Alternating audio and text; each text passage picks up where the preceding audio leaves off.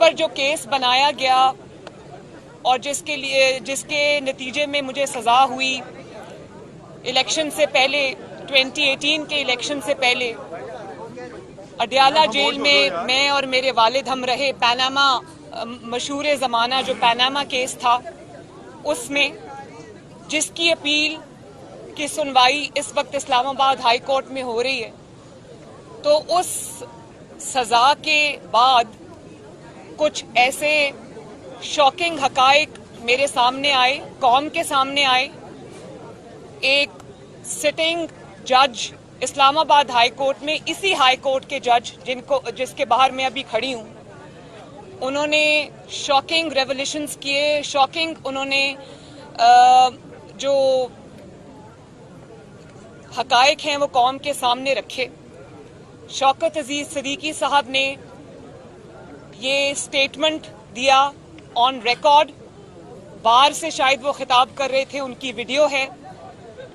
इसके बाद उन्होंने अपना सुप्रीम जुडिशल काउंसिल में दस्तखत के साथ उन्होंने अपना बयान हल्फी जमा कराया और वो हकाइक आज मैं कौम के सामने अपने केस के तनाजुर में एक दफा फिर रखना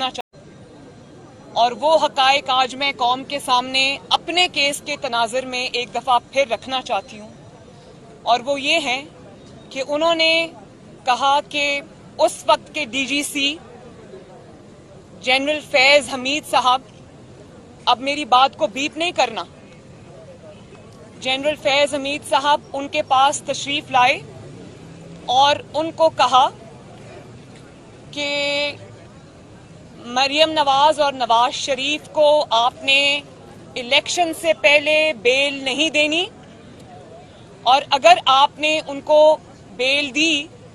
तो मेरी 2 साल की मेहनत खराब हो जाएगी, बर्बाद हो जाएगी, जाया हो जाएगी। और फिर उनको ये कहा कि अगर उनको सजा हो जाती है, सजा हो जाएगी, तो उन्होंने ये कहा कि आपको कैसे पता है कि सजा हो जाएगी, आपको वर्डिक्ट का पहले से कैसे पता है? खुद चल के उनके घर गए। तो मैं आज ये बात मैंने अपनी दरखास्त में भी लिखी है और मैंने ये कहा है क्योंकि इससे ये साबित होता है कि मेरा केस जो है वो पॉलिटिकली इंजीनियर्ड है। वो जनरल फैज हमीद साहब ने न सिर्फ ये कि उस केस को बनाया, उस केस को चलाया, उस केस में सजा दिलवाई जज बशीर के कोर्ट के थ्रू, और फिर उसके बाद यहां तक नहीं, उन्होंने इस बात को इंश्योर किया कि कोई ऐसा बेंच ना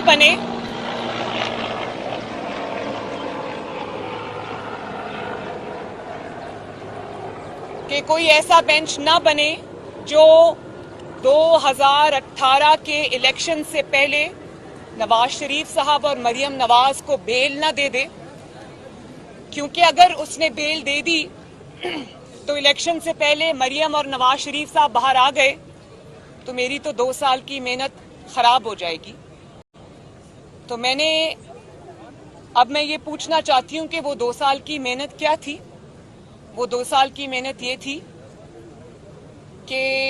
एक इलेक्टेड गवर्नमेंट को कमजोर किया जाए, उसको गिराया जाए, एक इलेक्टेड प्राइम मिनिस्टर को पनामा करके उसको जेआईटी के सामने पेश किया जाए, वो जेआईटी जिसको आईएसआई का एक रिटायर्ड ब्रिगेडियर चलाता है, और उसके बाद आप उसके खिलाफ आप फैसला देते, आप उसको पनामा की बजाय इकामा पर निकालते, फिर आप इलेक्शन चोरी करते, जोड़ तोड़ करते, मुस्लिम लीग नून को कमजोर करने की कोशिश करते हैं, उसके जो जितने भी लीडरान हैं, उसके जो वर्कर्स हैं, उसके जो ओहदेदारान हैं, उनके ऊपर आप मुकदमे बनाते हैं, उनको कहते हैं कि मुस्लिम लीग नून को छोड़ दें और मुस्लिम लीग नून की तरफ से इलेक्शन ना लड़े, इंडिपेंडेंटली इलेक्शन लड़े, और जो आपकी बात नहीं मानते आप उनको सजा देते हैं, सजा के तौर पे आप उनको या तो हरवा देते हैं या उनके ऊपर आप मुकदमे बनवाते हैं, और उसके बाद आप ये कोशिश करते हैं कि इनको बेल ना मिले। तो मेरा तो ये जो मुकदमा है